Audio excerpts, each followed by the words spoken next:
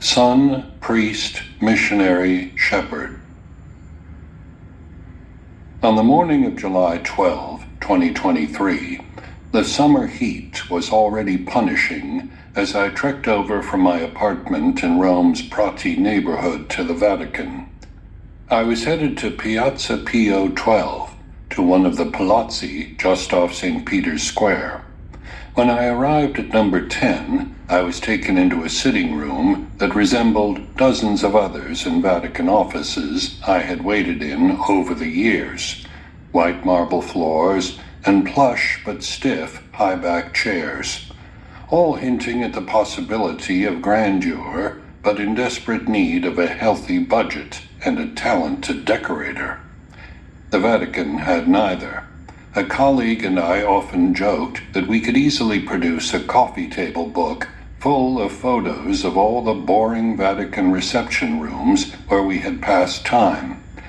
I adjusted my tie, wiped the sweat off my brow, and enjoyed the gentle breeze from an open window, even if it provided only minimal relief.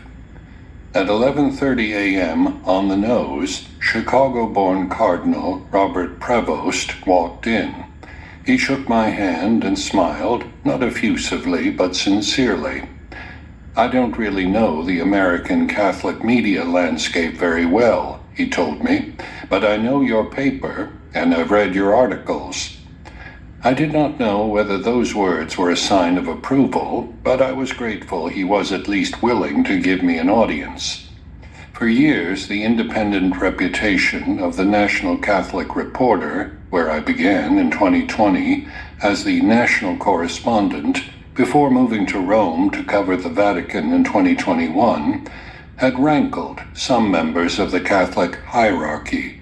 The paper was the first to uncover the clergy abuse scandals in the U.S. Church and continued its unrelenting investigations on the topic for decades. Editorial and opinion columnists calling for expanded roles for laity, especially women, in the life of the Church, and more accountability for bishops, could occasionally lead some prelates to clam up around me.